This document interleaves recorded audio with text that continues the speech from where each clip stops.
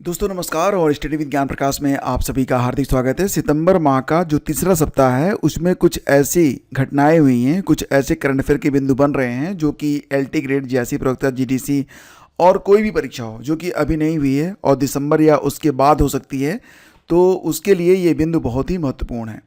देखो फ्रेंड्स, ये एक वीकली करंट अफेयर डोज रहेगा और इस प्रकार के वीडियोस अब आपको हर सप्ताह में मिलते रहेंगे। यानी कि प्रयास रहेगा कि शनिवार या रविवार को मैं इस प्रकार के वीडियोज आपके लिए डाल दूं, ताकि जब परीक्षा हो तो करंट अफेयर इतना आसान लगे आपको कि करंट अफेयर से कोई भी प्रश्न आपका गलत नहीं होना चाहिए। और करंट अफेयर काफ़ी स्कोरिंग भी होता है। ठीक है, तो आइए शुरू करते हैं। देखिए, सबसे महत्वपूर्ण बिंदु यहाँ पर है स्वच्छ वायु सर्वेक्षण पुरस्कार 2025। ये अभी हाल ही में प्रदान किए गए हैं और इसे किसने जारी किया है दोस्तों? तो पर्यावरण, वन और जलवायु परिवर्तन मंत्रालय के द्वारा इसे जारी किया गया है। हमारे जो पर्यावरण मंत्री हैं कौन है? भूपेंद्र यादव हैं। तो नाम याद रखिएगा, भूपेंद्र यादव। और ये जो स्वच्छ वायु सर्वेक्षण पुरस्कार है दोस्तों, इसे 3 श्रेणियों में दिया गया है। जनसंख्या के आधार पर शहरों को 3 श्रेणियों में बांटा गया है। जैसे कि आपने देखा था ना, जब स्वच्छ सर्वेक्षण हुआ था तो उसमें भी जनसंख्या के आधार पर जो शहर थे उनको 3 कैटेगरी में बांटा गया था। उसी प्रकार से यहाँ पर भी बांटा गया है। पहली कैटेगरी में वो शहर हैं जिनकी जनसंख्या 10 लाख से ज़्यादा है। दूसरी कैटेगरी में वो शहर हैं जिनकी जनसंख्या 3 लाख से 10 लाख के बीच में है। और तीसरी कैटेगरी समझ गए होंगे आप कि जिनकी जनसंख्या 3 लाख से कम है। ठीक है, तो यहाँ पर मोस्ट इम्पॉर्टेंट होगा कि आप कैटेगरी 1 ऐसे शहर जिनकी पॉपुलेशन 10 लाख से ज़्यादा है उनके बारे में आप याद रखें। तो देखिए, यहाँ पर इंदौर पहले स्थान पर है, इंदौर मध्य प्रदेश। दूसरा शहर भी मध्य प्रदेश का ही है, जबलपुर। और तीसरा शहर है आगरा और सूरत। ठीक है, आगरा और सूरत तीसरे स्थान पर हैं। तो आगरा भी और सूरत को भी तीसरी रैंक मिली है। 10 लाख से ज़्यादा जो जनसंख्या वाले शहर हैं उसमें स्वच्छ वायु सर्वेक्षण में, याद रखिएगा। इसके बाद दोस्तों ऐसे शहर जिनकी जनसंख्या 3 लाख से 10 लाख के बीच में है, तो इसमें आता है महाराष्ट्र का अमरावती पहले स्थान पर।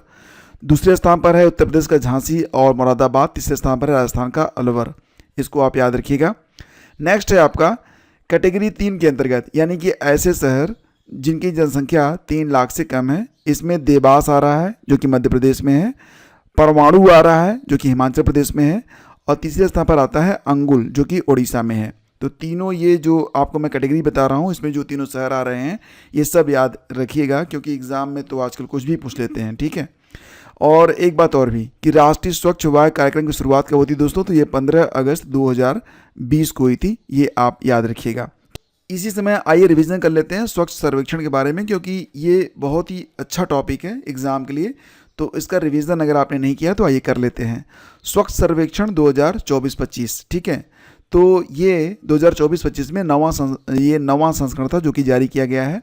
कौन सा? नवा, यानी कि 9th। ठीक है, इसकी दोस्तों एक थीम भी रखी गई है, रिड्यूस, रीयूज और रिसाइकल, R3। ठीक है, तो स्वच्छ सर्वेक्षण की जो थीम है वो R3 है, यानी कि रिड्यूस, रीयूज और रिसाइकल। याद रखिएगा, ये एग्जाम में आएगा पक्का। ठीक है, 2025 यानी कि इस वर्ष जब ये स्वच्छ सर्वेक्षण जारी किए गए तो इसमें एक नई कैटेगरी भी शामिल कर ली गई है, और ये कैटेगरी बहुत ज़रूरी है एग्जाम के लिए। कौन सी कैटेगरी है? सुपर स्वच्छ लीग। ये एक कैटेगरी नई शामिल की गई है जिसको नाम दिया गया है सुपर स्वच्छ लीग।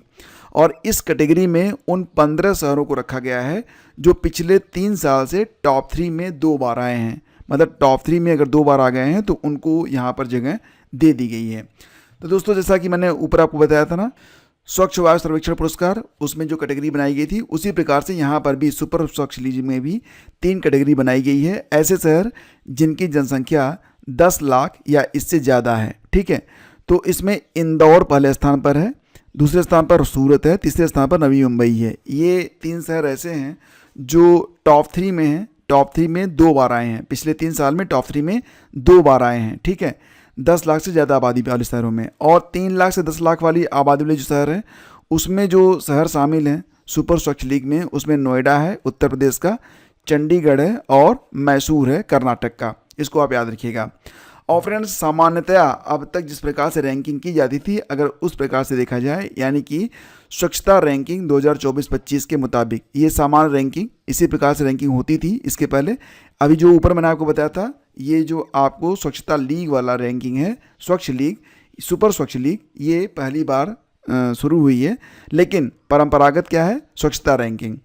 तो स्वच्छता रैंकिंग 2024-25 में 10 लाख से ज़्यादा आबादी वाले शहरों में टॉप पर अहमदाबाद है। इस बार इंदौर नहीं है, अहमदाबाद है। दूसरे स्थान पर भोपाल है दोस्तों, और तीसरे स्थान पर है लखनऊ, याद रखिएगा। सर्वश्रेष्ठ गंगा शहर घोषित किया गया है प्रयागराज को। सर्वश्रेष्ठ छावनी बोर्ड डिक्लेयर किया गया है सिकंदराबाद को।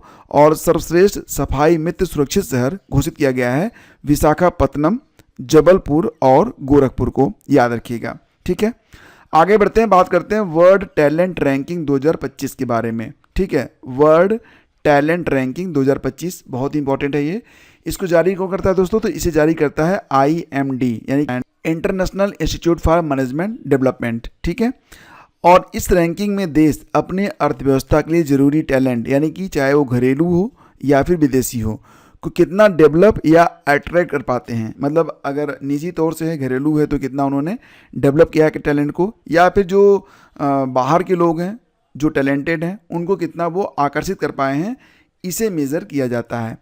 तो कुल इसमें 69 देशों को शामिल किया गया था। भारत इसमें 63वें स्थान पर है, यानी कि भारत तो फिलहाल वर्ल्ड टैलेंट रैंकिंग में बहुत नीचे है। हालांकि 2024 में स्थिति अच्छी थी, वर्ष 2024 में रैंकिंग थी 58। तो टॉप 3 कंट्रीज़ कौन से हैं वर्ल्ड टैलेंट रैंकिंग में, तो इसमें स्विट्जरलैंड पहले स्थान पर है दोस्तों, दूसरे स्थान पर है लग्जमबर्ग, तीसरे स्थान पर है आइसलैंड, याद रखिएगा। अब आगे बढ़ते हैं, अगला टॉपिक है भारत का सबसे बड़ा ग्रीन अमोनिया प्रोजेक्ट स्टार्ट किया गया है। कहाँ पर, तो उड़ीसा के गोपालपुर में, याद रखिएगा। उड़ीसा के गोपालपुर में भारत का सबसे बड़ा ग्रीन अमोनिया प्रोजेक्ट स्टार्ट किया गया है। मुख्य रूप से ये जो प्रोजेक्ट है इसे क्यों लगाया गया है, क्योंकि हमने ये निर्णय लिया है कि जापान को यहाँ से हम ग्रीन अमोनिया को सप्लाई करेंगे। ठीक है, हर साल लगभग 0.4 मिलियन टन ग्रीन अमोनिया का उत्पादन यहाँ से संभव होगा। और फिलहाल अभी ये जो बन रहा है प्लांट, तो ये भी इन मेकिंग है, बन रहा है। ये 2029-30 तक पूरा हो जाएगा। अब ग्रीन अमोनिया क्या है दोस्तों, आप जानते हैं ना कि अमोनिया का जो केमिकल फार्मूला होता है NH3 होता है, तो इसमें हाइड्रोजन भी चाहिए।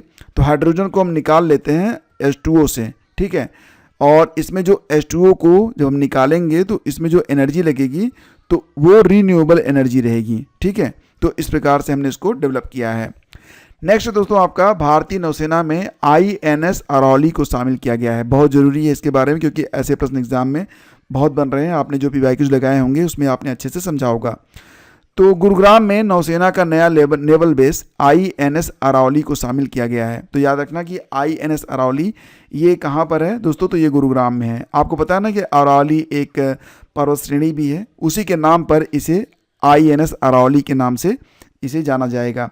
यह नौसैनिक अड्डा समुद्र से दूर रहकर भी सूचना और तकनीक के माध्यम से एक बेहद अत्याधुनिक तालमेल सेंटर के रूप में काम करेगा। गुरुग्राम में सबसे नज़दीक जो इनका बंदरगाह होगा, पोर्ट होगा, वो गुजरात का कांडला होगा। ठीक है, नेक्स्ट है आपका मिजोरम में प्रधानमंत्री मोदी ने बैराबी सेरांग रेल लाइन का उद्घाटन किया है। तो एग्जाम में एक लाइन का प्रश्न आ सकता है कि बैराबी सेरांग रेल लाइन यह किस प्रदेश में स्थित है, तो याद रखना कि यह मिजोरम में स्थित है। और मिजोरम की राजधानी का नाम क्या है, कमेंट करके बताएंगे आप लोग। तो दोस्तों यहाँ पर 13 सितंबर को प्रधानमंत्री मोदी ने मिजोरम में बैराबी सेरांग रेलवे लाइन का उद्घाटन किया है। और इसकी जो कुल लंबाई है यह 51.38 किलोमीटर है। इस प्रोजेक्ट की कास्ट है 8,070 करोड़ रुपए, और इसके अंतर्गत कुल 48 टनल, 55 ब्रिज यानी कि पुल, small bridge 87, 5 road over bridge यानी कि रोड के ऊपर से, और 6 रोड अंडर ब्रिज इसमें बनाए गए हैं। ठीक है, और ये जो यहाँ पर बैराबी सेरांग रेलवे लाइन है, इसके थ्रू मिजोरम की राजधानी आइजोल को कनेक्ट किया गया है असम से, और असम कनेक्ट है तो फिर उसी के माध्यम से यह शेष भारत से कनेक्ट हो जाता है। ठीक है, तो फ्रेंड्स ये सारे जो टॉपिक हैं इंपॉर्टेंट है। उम्मीद करूंगा कि 10 मिनट का शो आपको पसंद आया होगा। दोस्तों ये जो सीरीज अगर आप चाहते हैं कंटिन्यू चलती रहे तो इसे लाइक और शेयर जरूर कीजिएगा। हम मिलते हैं आपसे एक नए वीडियो में। Thank you. Please do like and share.